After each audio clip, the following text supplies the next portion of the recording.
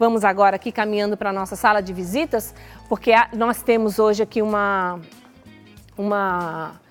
assunto muito sério que você tem que prestar atenção, abençoado, porque nós vamos receber aqui um socorrista em APH. O APH, vou descobrir agora o que significa com o Nilson Santos. Tudo bem, Nilson? Pode entrar, fica à vontade. Seja bem-vindo, viu? Obrigado, Drica. Fica à vontade. O que é APH, Nilson? Bom, o PH é uma sigla, na verdade, dos atendimentos pré-hospitalar. Aqueles atendimentos que são feitos fora do hospital. Então, na verdade, é atendimento pré-hospitalar. Pode ser numa rua, pode ser numa casa, alguém ligou, alguém está passando mal aqui, aí então se chama APH. APH, atendimento pré-hospitalar, fora do hospital. Pré-hospitalar, Isso. que não dá tempo de chegar, às vezes precisa ser socorrido ali de imediato. Exatamente, onde vai ser ministrados os primeiros socorros. Sim, os primeiros socorros básicos dentro de casa, que a gente vai falar hoje, mas também pode ser fora, por exemplo, na rua. Sim. Muitos bombeiros, há muito tempo atrás, eu fiz uma matéria sobre os bombeiros. E aí, gente, esses caras assim são... Você trabalha com isso, né? Então também é a mesma coisa. Vocês são assim uns verdadeiros heróis. Obrigado. Né? Porque muitas vidas são salvas. A gente não fica sabendo, né? Mas o primeiro trabalho ali, quando tem um acidente, quando tem alguma coisa, é o bombeiro que chega ali correndo primeiro, né? Sim. Para poder ver aquela pessoa e socorrer aquela família, enfim, são uns heróis. Eu sou apaixonada pelos bombeiros e, assim, de todo o coração, porque eles fazem um trabalho espetacular. Lá dentro, onde vocês ficam, eles ficam lá, estão lá. Tocou a sirene, do jeito, eles já deixam tudo mais ou menos pronto, tipo, a roupa é pesada, muito pesada, né? Sim. Para respirar, é uma coisa difícil, não sei como que eles conseguem. Chega até seus 25 quilos. Exatamente, 25 quilos de roupa e o ar é uma sensação horrível, porque pra gente, né, você só tem ar dentro daquela máscara quando você faz assim. Parece simples, porque a gente também só tem ar dentro da gente quando a gente respira, Sim. mas o psicológico, né, não funciona quando você está dentro daquele negócio, parece que o ar está faltando. Então, eles vestem aquilo rapidamente, calça a bota e vai correndo salvar a pessoa. E aí, em casa, pode acontecer engasgo, bateu a cabeça, caiu, escorredor, enfim, são muitas coisas. E existe um tempo antes deles chegarem, Sim. antes de vocês chegarem, né, Sim. Nilson? Nilson.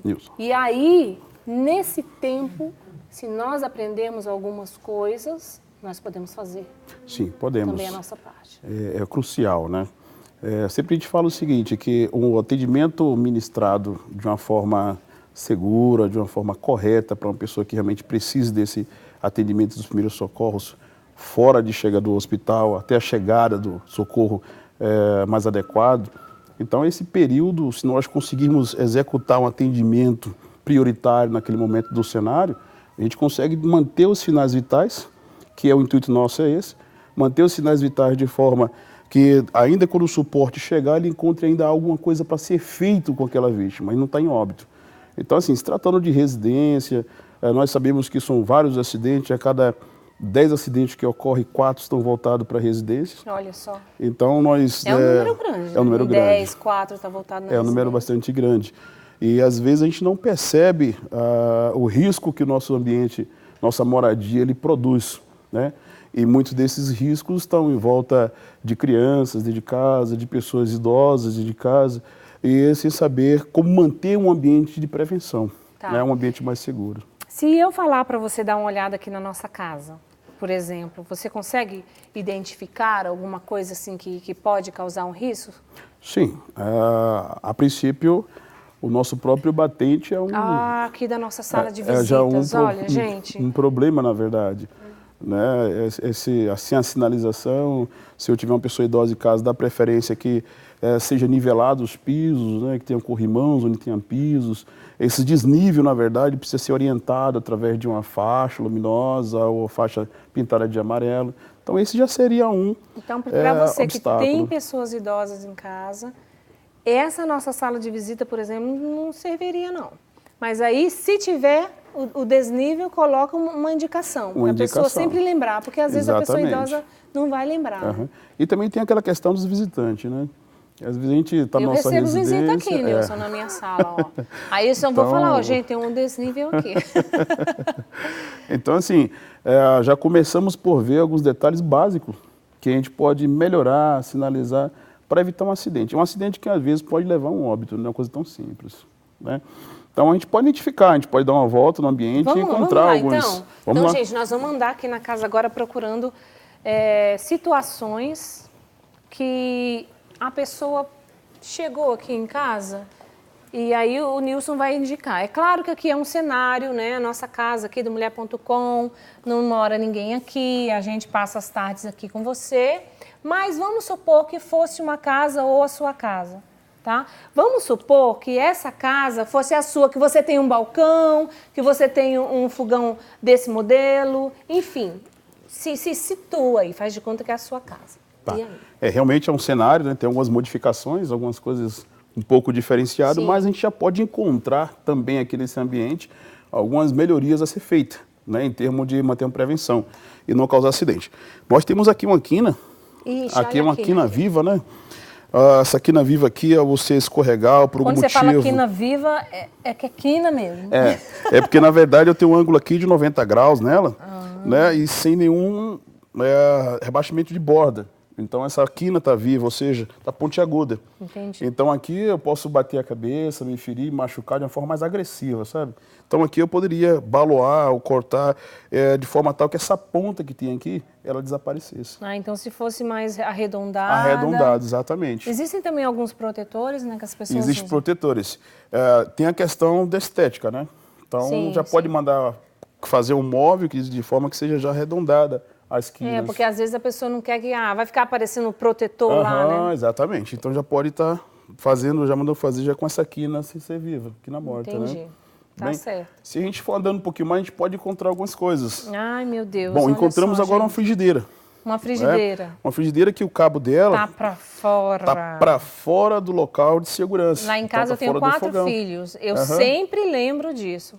Fritou é pra dentro, pra lá ou pra cá, porque passou ali, esbarrou. Exatamente. Essa eu faço. Consegue, né? Consigo.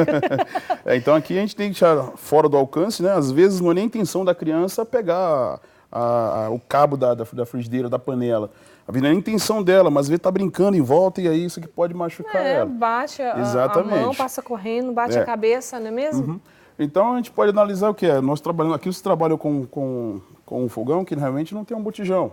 Mas para a residência que tem um botijão, uma residência que tem um risco maior... Presta atenção. A gente pode, em tempo em tempo, estar analisando também a mangueira, substituindo, trocando essa mangueira para que não haja aí um princípio de incêndio, um vazamento de gás. Né? A parte dos registros também, onde tem criança, que esses registros fiquem no local que a criança não tem acesso, para estar brincando com a parte do registro. Né? Então, na cozinha é um local de risco. Nós temos ali um pão... É melhor que a cozinha não seja frequentada muito pelas crianças, né, Nilson? É um local todo de brinquedo, né? É um local mais sério, né? É um local mais sério. É um local mais sério. Tem um pão aqui, gente, não é o lanche da tarde, esse pão, tá bom? Ele não é o lanche da tarde. O que é esse pão aqui? Bom, às vezes as pessoas se acidentam por questões óbvias, né? Com coisa bastante simples. Então eu tenho um pão, eu vou partir esse pão, né?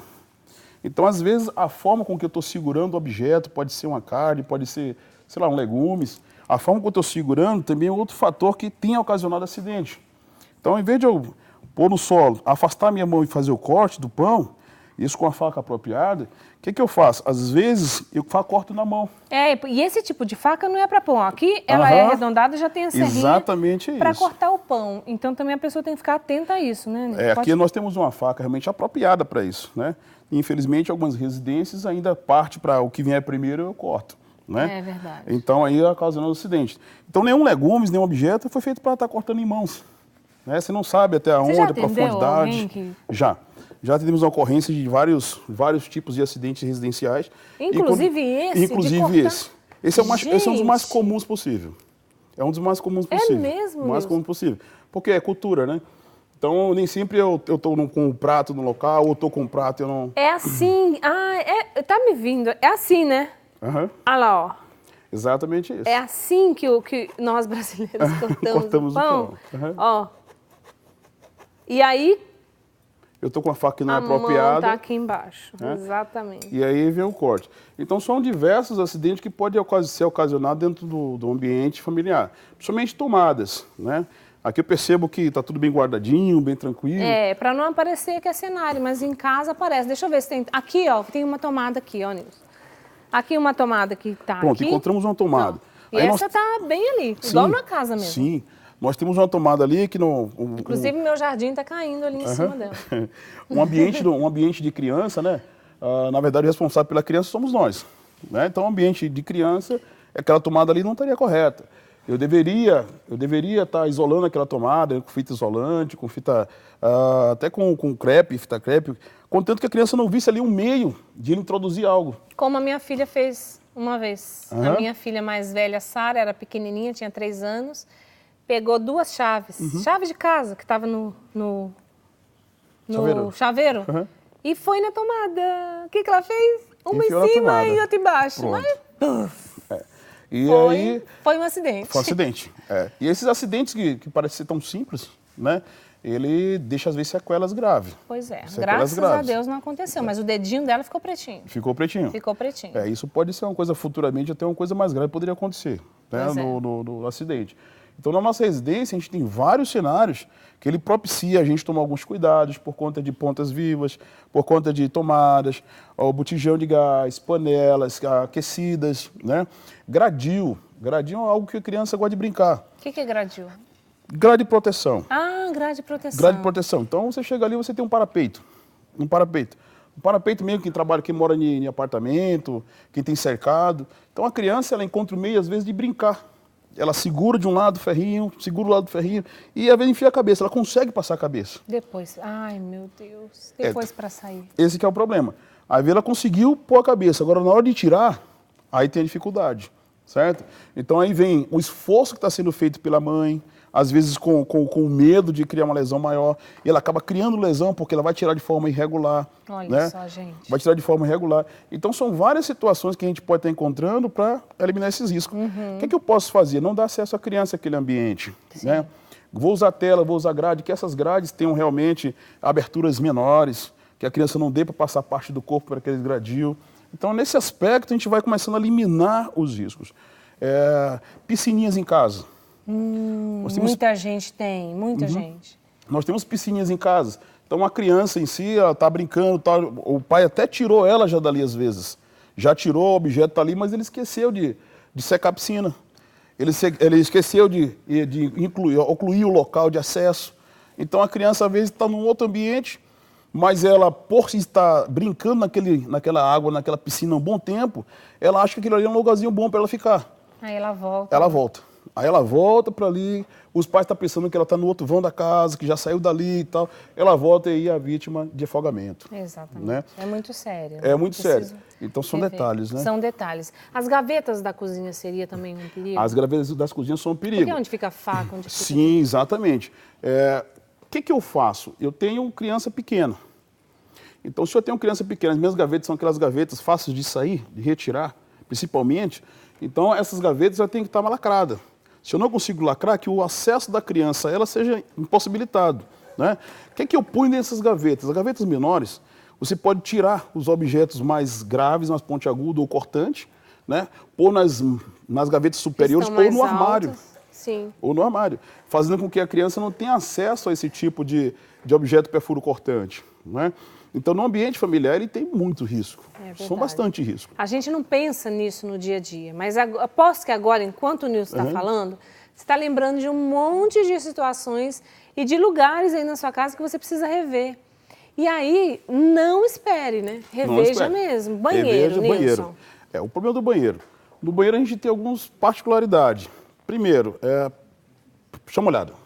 Chão molhado. Né? O piso do banheiro, geralmente, pode estar molhado. Sim. Né? Se está molhado, é um ambiente propício ao tipo de tapete que eu estou usando. Né? Geralmente, tapete para banheiro são tapetes que têm um antiderrapante. Sim, sim. E ele tem que aderir tanto na parte superior como na parte inferior. Então, a gente percebe que em alguns lugares tem o piso de banheiro que a parte inferior ela é lisa. Então você tem água e tem a parte lisa. E então, aí o tapete não vai segurar, vai escorregar. vai escorregar e vai cair, né? Para as residências que tem pessoas já idosas, com a locomoção é um pouco mais impossibilitada, deveria seguir-se aí um procedimento de manter apoios laterais, né? Deveria. Então a gente percebe que algumas residências, até por uma questão de não entender da lei, do processo, então não tem apoiadores laterais. Não tem. A maioria, na verdade. A maioria não tem. A maioria né? não tem. Nós não temos esse cuidado. Nós não temos essa cultura de ter esses objetos aí. Sim. E isso é um fator predominante para que o cidadão, o idoso, ele realmente não encontre estabilidade. Tá? Então ele vai se apoiar na parede, a mão às vezes está molhada, o chão está molhado, e não tem um mecanismo correto para ele realmente se sentir seguro e começar a caminhar nesse ambiente que está molhado. Olha só, gente, muitas coisas, né? Quando a pessoa está em casa, vamos aqui então falar disso? O que acontece? Muitas pessoas em casa são acometidas de engasgo, Sim. não é mesmo? Sim. Nós temos aqui agora uma pessoinha, uma pessoa, acho que é uma pessoa, tá, gente? E aí o Nilson, você vai ensinar pra gente? Vou mostrar para vocês o que a gente pode fazer. Porque o engasgo pode levar à morte, A morte, não é mesmo? Com certeza. Primeira coisa será que ele está engasgado? Eu preciso saber se realmente é engasgo. Olha isso. Está engasgado mesmo? Então, eu posso verificar o quê? Responsividade dessa criança. Né? Tudo bem que você pode falar assim, mas os lábios estão roxeados, mas a cianose, ela pode ser um pouco tarde. Ou seja, ela já pode estar ali sem respirar um bom tempo, por conta do engasgo, certo? E está apresentando a cianose naquele momento porque já está um bom tempo ali. A cianose é os lábios roxeados. O escurecimento dos lábios. Exatamente. É a ausência de oxigenação no cérebro, né? Então, assim, o que a gente pode fazer? Se eu tenho um bebezinho que ele está imóvel lá, primeiro verificar a responsividade dele. Por que ele está tão parado? Né? Então eu poderia pegar a região plantar do pé dele e fazer o quê? Dar umas palmadinhas na planta do pé que é mais sensível. Então eu observo quando estou fazendo... Para ver se ele vai ter alguma reação. Se tem alguma reação.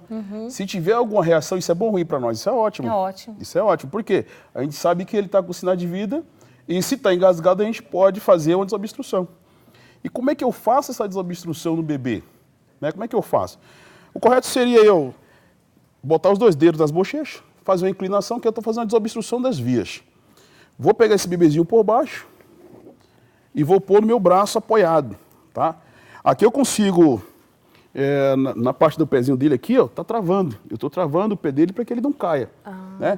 Então, para essa inclinação que eu estou colocando aqui, a criança tem a cabeça um pouco grande, está em desenvolvimento, ela pode escorregar na minha mão.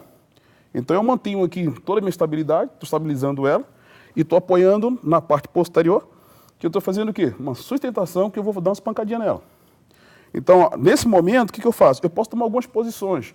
Eu posso fazer essas pancadinhas em pé, eu posso fazer sentado,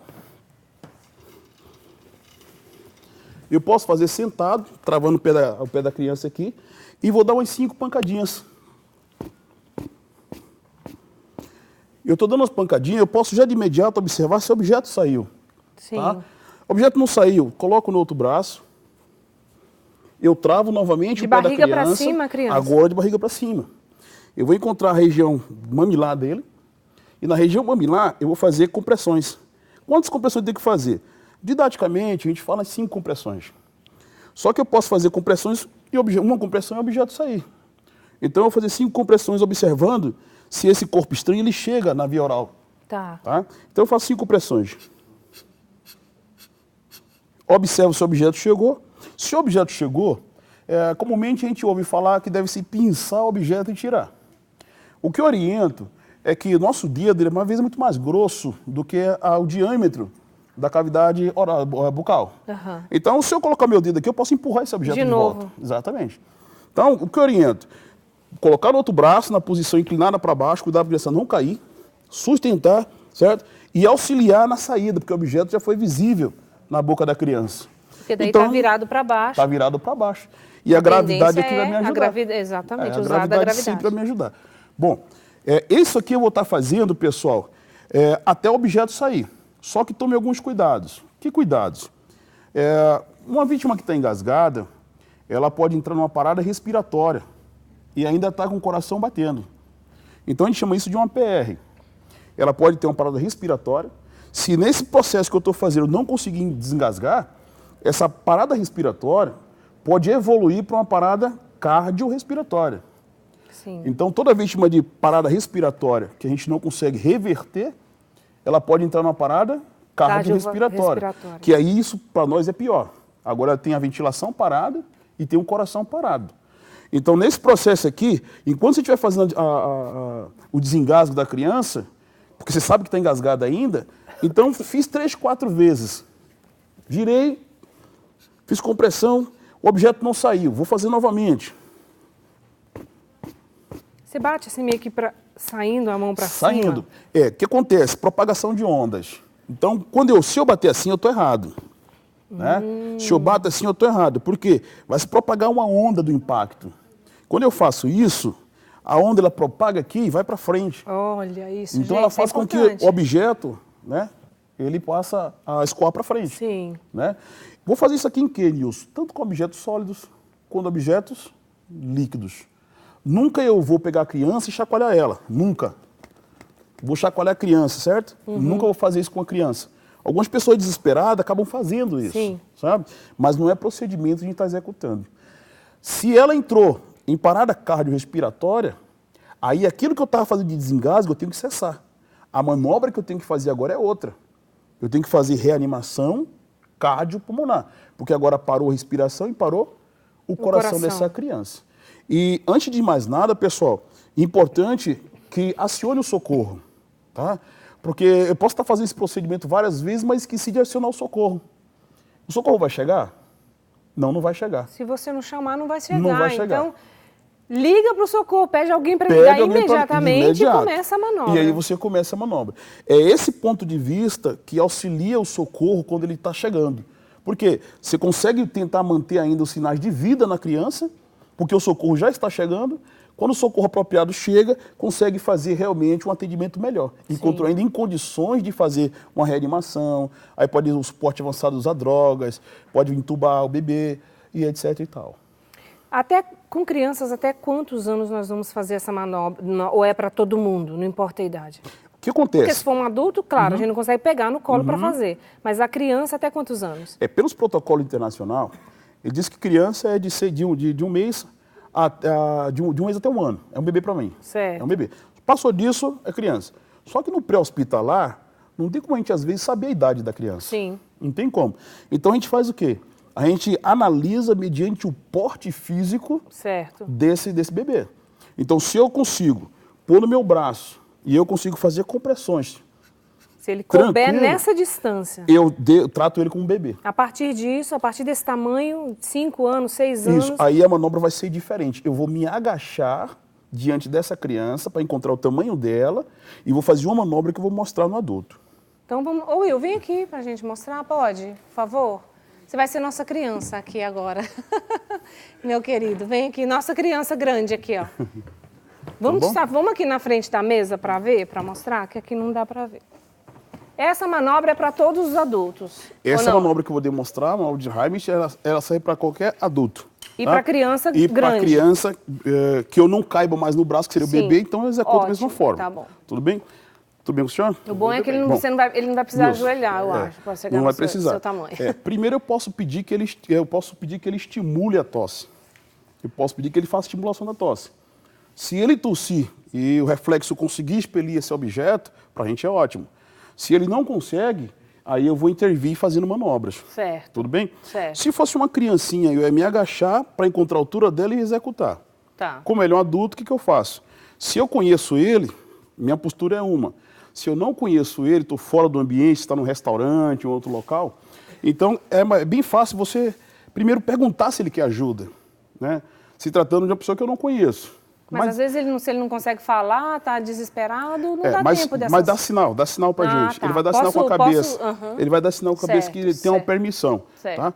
Então eu posso simplesmente aqui, senhor, o senhor está engasgado, vou executar uma manobra, tá? Dá licença. O senhor pode abrir as pernas um pouquinho, por favor? Bom, e vou colocar meu pé aqui, por quê, pessoal? É para eu ter um apoio do corpo dele se ele desmaiar. Certo. Tudo bem? Se ele vier a desmaiar por conta dessa déficit de oxigênio, essa falta, então eu consigo apoiar ele e tentar botar ele no chão se ele se machucar tanto. Tá bom. Tudo bem? Então o que eu faço? Dá licença, senhor. Eu vou pegar meu dedo, Vou encontrar aqui o umbigo dele. Opa. Deixa eu tirar aqui o crachá rapidinho. Encontrei o umbigo dele. Eu encontrei o umbigo da minha vítima. O que é que eu faço aqui? Eu fecho um punho e giro na horizontal.